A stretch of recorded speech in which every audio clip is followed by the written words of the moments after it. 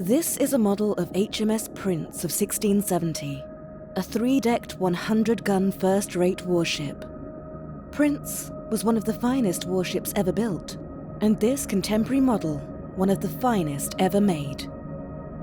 She was ordered in 1667 during the reign of Charles II, at a time of great turmoil.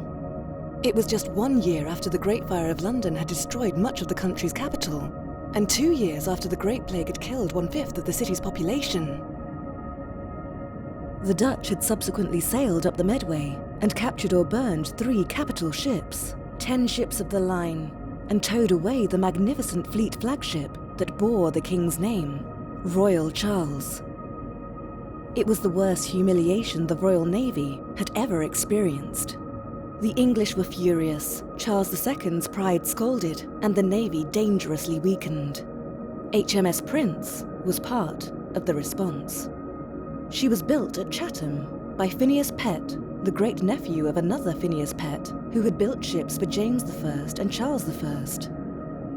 The hull alone was a staggering 1,448 tons burden, and fully armed, rigged and stored cost £57,409, the equivalent of the yearly wages of 2,000 shipwrights. She was astonishingly powerful.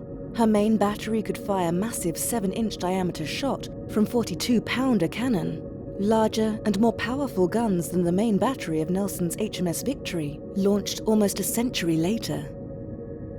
Her guns weighed over 177 tons. This created stability problems, and several times her hull was made wider by a process called girdling, in which extra timbers were fastened outside the hull to increase the ship's beam. The model is made in the so-called Navy board fashion, in which the planking underwater and deck planking is left off to reveal the correctly spaced frames. Her elaborate carvings are typical for such a prestigious ship. At the stern is Charles II's coat of arms, surrounded by cherubs and various other characters. The quarter gallery turrets on the model are painted dark grey to represent lead sheet coverings. The bowsprit is a man on horseback, surrounded by bare-breasted women, and situated just behind is a little lion.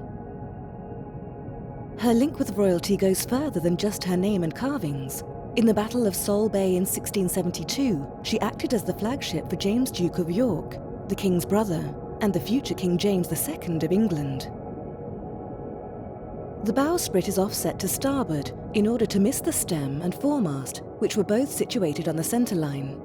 The Prince was one of the last ships with this arrangement.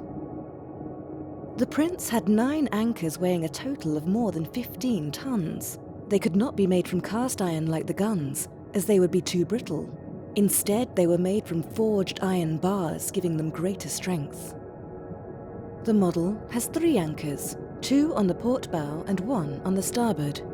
The 2 forward anchors are the bower anchors, so called because of their position near the bows. One is larger than the other. The largest anchor of them all, the sheet anchor, is just behind the small bower.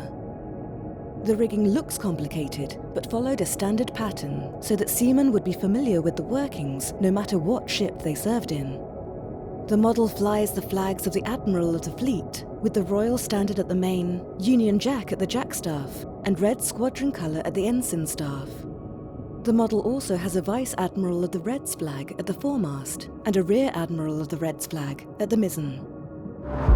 The Prince had one of the longest careers in the Navy. She was rebuilt in 1719 and was affectionately known as Old Billy. She actually survived until 1813, 143 years after her launch. Her ancient timbers were by then so seasoned and well preserved, it was said that they turned the strongest nails.